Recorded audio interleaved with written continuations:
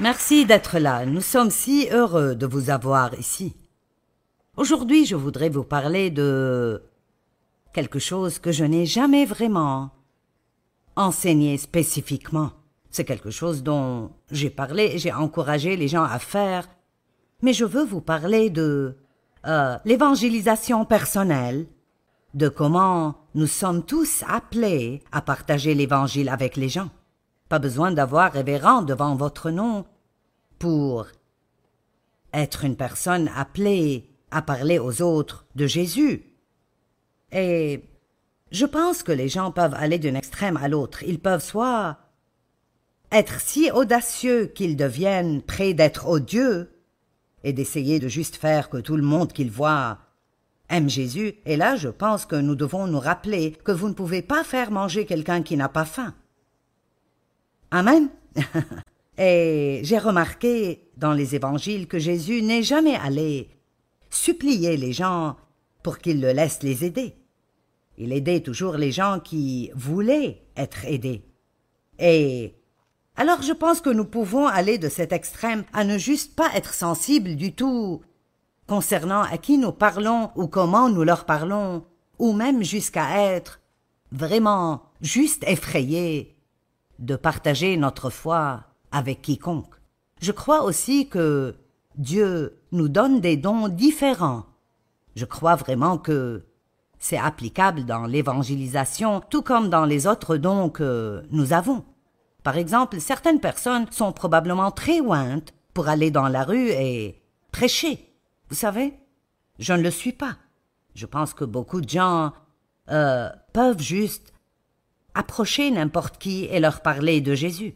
J'ai dû trouver ma zone de confort. C'est un mot que je vais utiliser, mais je veux que ce soit clair, que je ne dis pas que nous devons être confortables dans tout ce que nous faisons. Nous devons suivre l'esprit, que nous soyons confortables ou pas. Mais je crois bien que si nous sommes moins par Dieu pour faire quelque chose, ça ne nous rendra pas misérables et ce ne sera pas très difficile pour nous de le faire. Ce sera quelque chose de plus naturel. Donc, tout d'abord, je veux que ce soit clair que nous tous sommes appelés à faire ça. Chaque chrétien a une responsabilité biblique qu'il doit désirer de travailler avec le Saint-Esprit pour diriger d'autres personnes vers une relation avec Jésus-Christ. Et il y a des passages magnifiques, 2 Corinthiens 5, 18. Mais tout cela est l'œuvre de Dieu, qui, à travers Jésus-Christ, nous a réconciliés avec lui. Donc Dieu a utilisé Jésus pour nous réconcilier avec lui-même.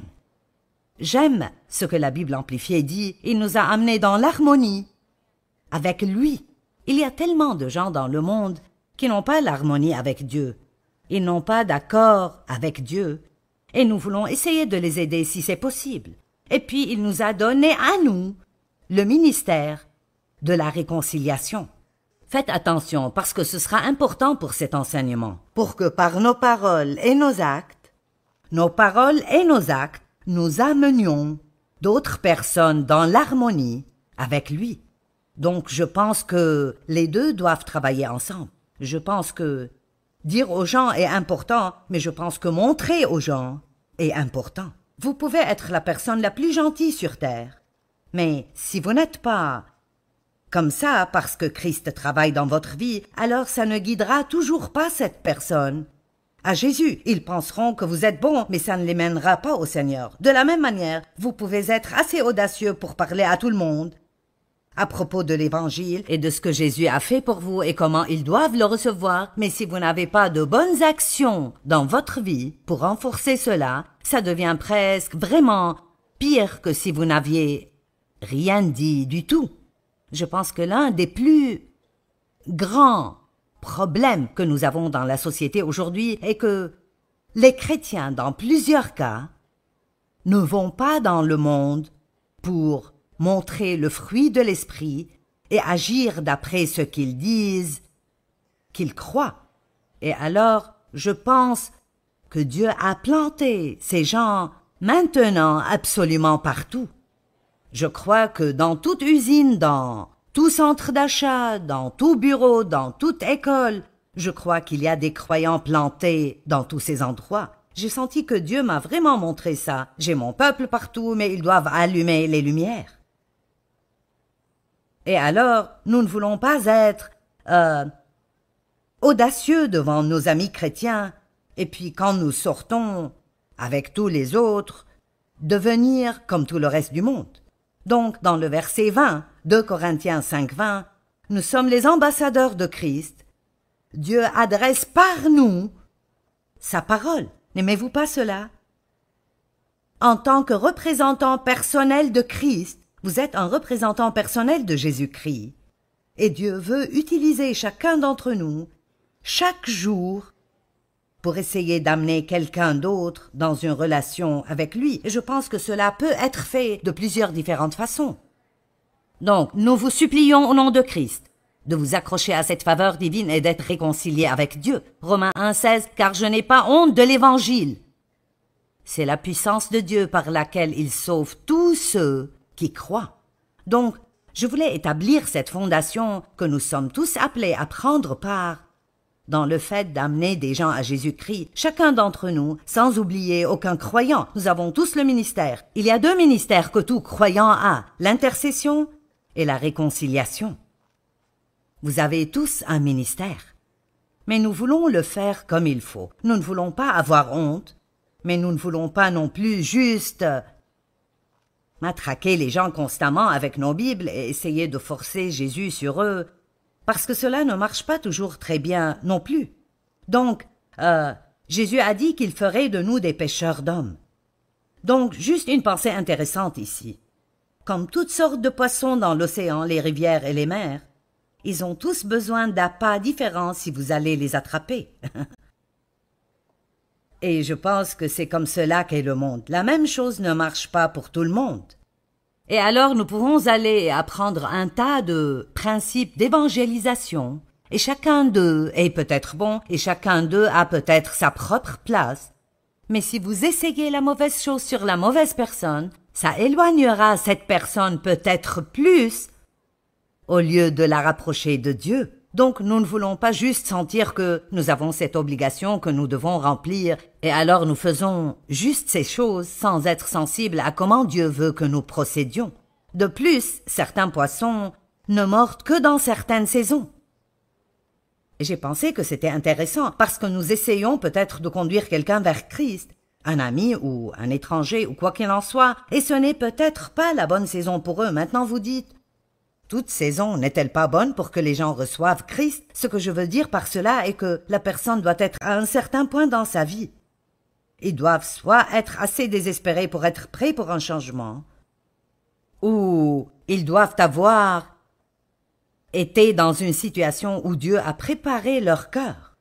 Ils n'ont même pas besoin d'avoir des problèmes désespérants. Je me souviens qu'une dame m'a dit une fois « J'ai eu une vie magnifique », mais elle a dit « Je n'avais juste pas de paix ».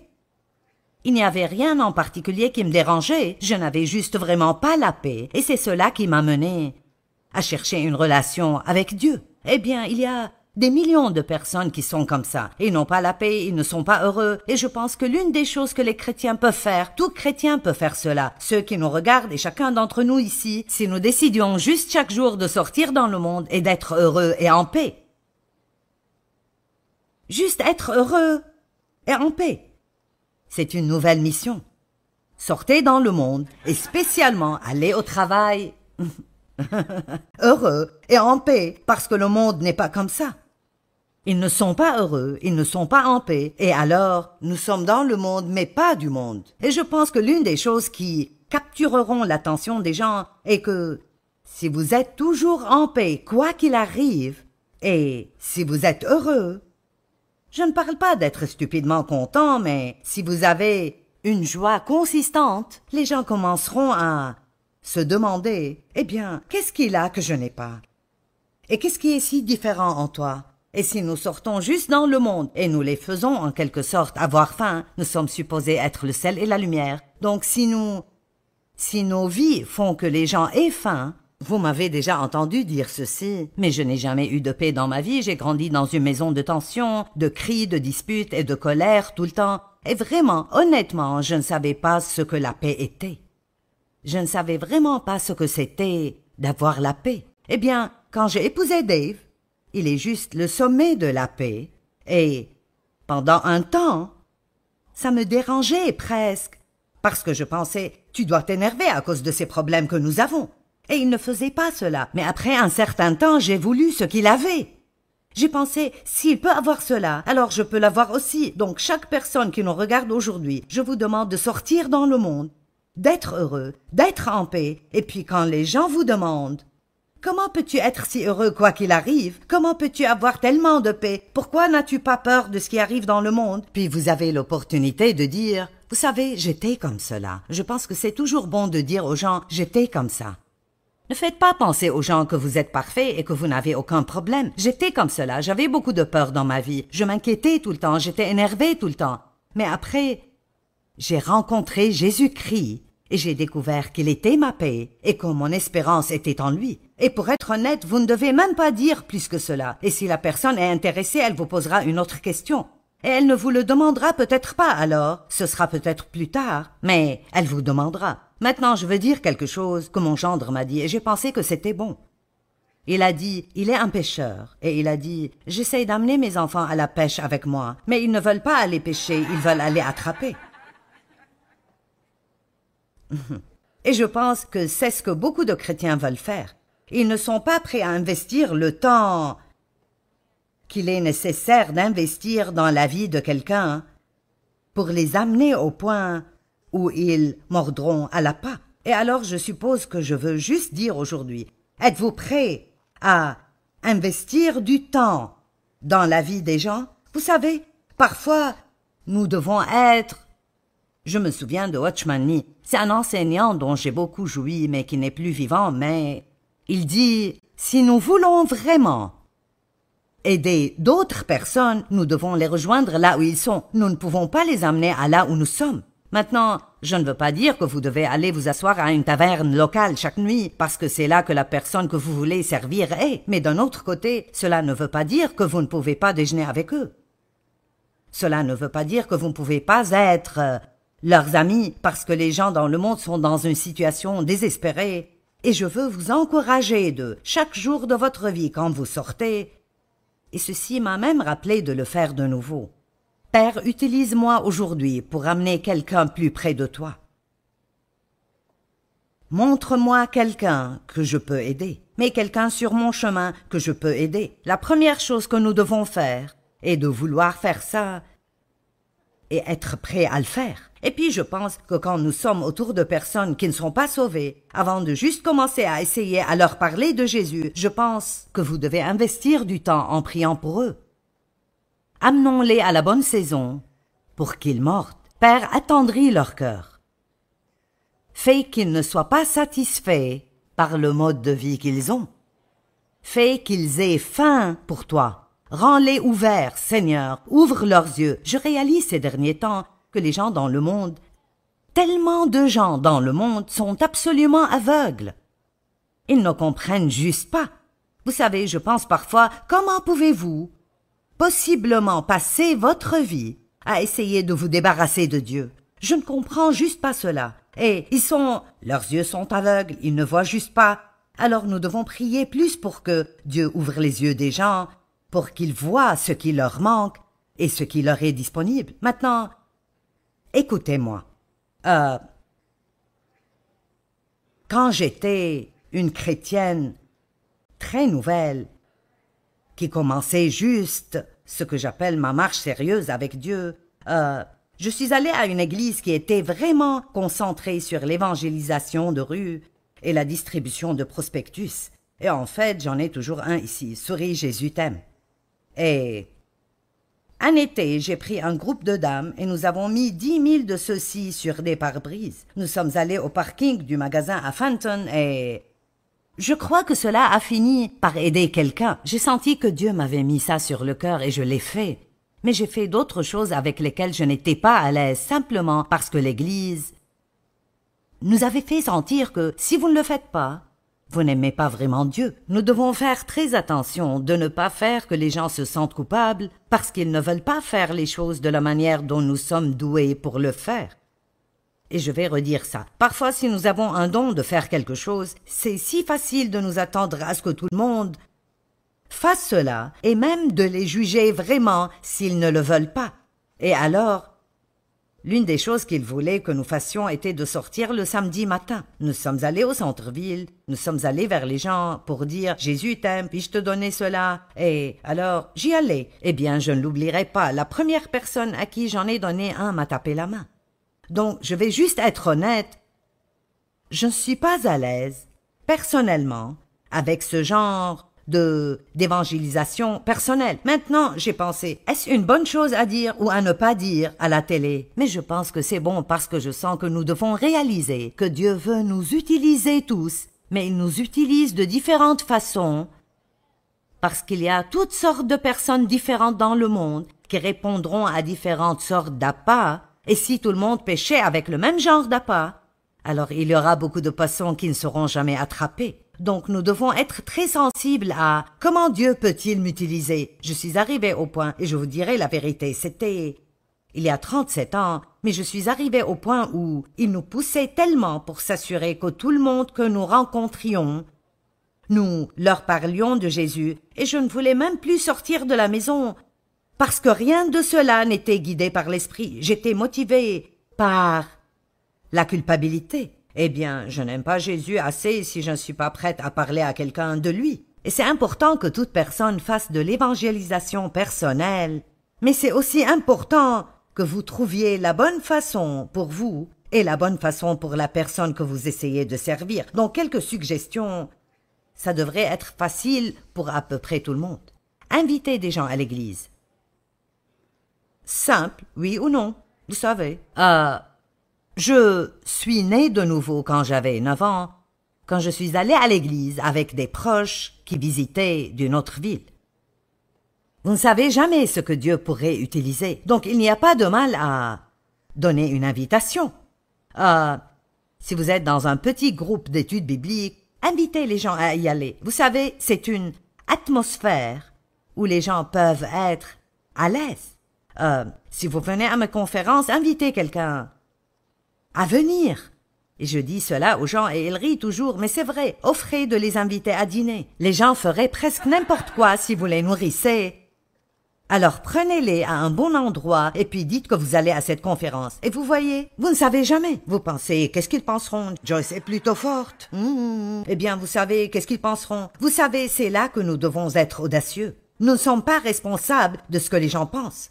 Notre responsabilité est de donner une invitation et vous ne forcez personne. Ils pourront dire oui, ils pourront dire non, mais au moins vous leur avez donné cette opportunité.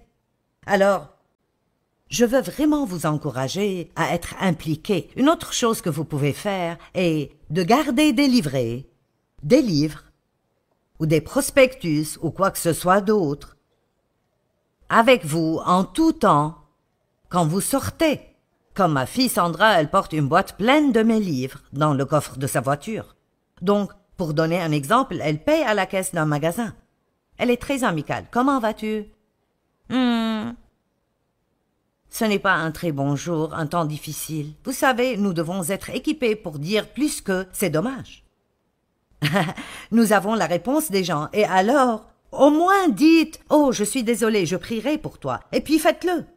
Juste même dire à quelqu'un que vous prierez pour lui peut lui dire quelque chose sur le fait que Dieu s'occupe de lui.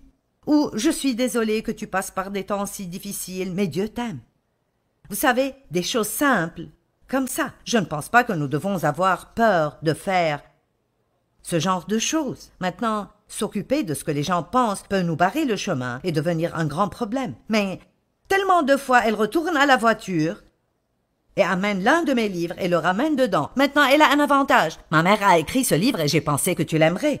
Mais vous pouvez dire, une amie vraiment proche a écrit ce livre et j'ai pensé que tu l'aimerais.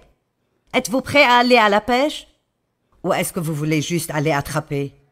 Je pense que pour moi, et c'est juste moi, la meilleure façon pour moi de faire de l'évangélisation personnelle est de vivre ma vie devant les gens, de ne pas avoir peur de les laisser savoir que je suis chrétienne. Vous ne pouvez pas être près de moi et ne pas savoir que j'aime Dieu parce que je pense qu'en parlant de lui dans notre conversation de tous les jours, je prierai à ce propos, ou j'ai prié, où nous pouvons mettre notre confiance en Dieu, juste de petites phrases qui vous ressemblent. Si nous jetons ces graines dans le monde, elles feront que les gens sachent où vous vous tenez. Et puis soyez sensibles concernant où cette personne est. Sont-ils prêts pour que je leur dise quelque chose? Est-ce que j'ai besoin de prier pour que leur cœur s'ouvre? Ai-je besoin de prier pour que Dieu attendrisse leur cœur? Parfois, vous arrosez une graine que quelqu'un d'autre a plantée. Parfois, vous plantez une graine et vous ne voyez jamais la récolte. Quelqu'un d'autre vient et l'arrose, et puis Dieu amène une récolte. Tout ce que nous devons faire est juste d'être ouverts à Dieu pour faire les choses qu'il veut que nous fassions. Laissez-moi clôturer avec Matthieu 5. Vous êtes la lumière du monde. Une ville au sommet d'une colline n'échappe pas au regard. Il en est de même d'une lampe. Si on l'allume, ce n'est pas pour la mettre sous une mesure à grains. On la fixe sur un pied de lampe pour qu'elle éclaire tous ceux qui sont dans la maison. Alors n'allez pas à l'église le dimanche pour que votre lumière s'allume et puis allez au travail le lundi et vous mettre la tête sous un panier pour que personne ne vous juge ou critique parce que vous êtes chrétien. Que votre lumière brille devant les hommes pour qu'ils voient votre excellence morale et vos actes dignes de louange, pour qu'ils voient le bien que vous faites et qu'ils en attribuent la gloire à votre Père céleste. Je dis cela tout le temps, mais l'une des meilleures façons de servir un pécheur est de faire quelque chose pour lui quand il a un besoin, spécialement si c'est quelqu'un qui a peut-être été méchant envers vous ou qui vous a critiqué ou jugé. Maintenant, je veux dire ceci dans ce message aussi, vous savez. L'une des choses dont nous pouvons être très coupables en tant que chrétiens est de nous entourer de chrétiens. Parce que c'est plus confortable pour nous, et nous ne nous mettons pas dans une position où nous pouvons servir des non-croyants parce que franchement, il n'y en a pas tellement dans nos vies. C'est facile d'avoir juste notre petite culture chrétienne avec notre petite langue chrétienne et nos livres chrétiens et nos CD chrétiens et nos amis chrétiens et notre musique chrétienne sans jamais sortir de ce domaine. Pasteur Mike m'a dit quelque chose un jour que j'aime vraiment. Il s'exerce régulièrement et j'ai dit « Pourquoi tu ne t'entraînes pas à la maison ?» Et il a dit « Je vais exprès à la salle de gym parce que c'est là où je suis entouré de non-croyants. » Et j'aime cela. Et il y a deux autres choses qu'il fait que je ne mentionnerai pas. Il va exprès vers ces gens au lieu de choisir un chrétien qui pourrait faire la même chose. Il va vers eux exprès parce qu'il veut être disponible si Dieu a besoin de lui. Amen. Maintenant, il m'a dit récemment, Dieu m'a vraiment mis sur le cœur cette année qu'il veut que j'aime plus d'étrangers. Et j'ai dit, oh, c'est bon, moi je travaille toujours sur mes amis. Je blague, mais nous pouvons nous entourer de chrétiens et nous n'obtenons jamais l'opportunité de servir des non-croyants. Laissez-moi finir avec ce verset. J'ai dit que j'allais finir avec le précédent, mais je n'ai pas dit la vérité. Matthieu 9,10. Un jour, Jésus était à table chez Matthieu. Or, beaucoup de collecteurs d'impôts et de pêcheurs notoires étaient venus et avaient pris place à table avec lui et ses disciples. Pouvez-vous imaginer comment les gens religieux de ce jour ont répondu à cela? Il s'assied à table, et voici qu'il y a tous ces pêcheurs essentiellement mauvais qui viennent et s'assoient avec lui, et il les accueille comme s'ils étaient juste les personnes les plus géniales. Les pharisiens demandèrent aux disciples « Pourquoi votre maître mange-t-il avec des collecteurs d'impôts et des pêcheurs notoires ?» Mais Jésus, qui les avait entendus, leur dit « Les bien portants n'ont pas besoin de médecins. Ce sont les malades qui en ont besoin. » Donc écoutez, et ceci est pour tous ceux qui regardent à la maison, et nous tous ici, soyons ouverts et laissons Dieu nous utiliser. Je ne peux même pas imaginer ce qui arriverait si toute personne chrétienne disait chaque jour avant de sortir « Dieu, mets quelqu'un sur mon chemin aujourd'hui que tu peux m'utiliser pour aider à les guider vers toi. Laisse-moi être un exemple pour quelqu'un aujourd'hui. Montre-moi ce que je peux faire aujourd'hui pour aider quelqu'un à entrer dans le royaume. » Et si vous commencez juste avec ceci, et vous sortez dans le monde et vous êtes heureux, ça ne prendra pas longtemps pour que vous ayez de grandes opportunités de guider les gens vers le Seigneur. Maintenant, écoutez, beaucoup d'entre ceux qui regardent n'ont peut-être pas une relation personnelle avec Jésus vous-même. Et vous dites, j'aurais aimé que quelqu'un m'évangélise personnellement. C'est ce que je fais maintenant.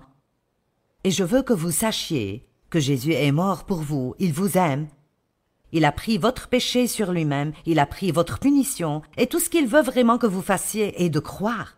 Soyez prêts à vous détourner d'une vie dans le péché, et croyez qu'il est qui il dit qu'il est. Donc, si vous voulez recevoir Christ comme votre sauveur maintenant, je voudrais juste que vous répétiez cette simple prière après moi. Père Céleste, je t'aime.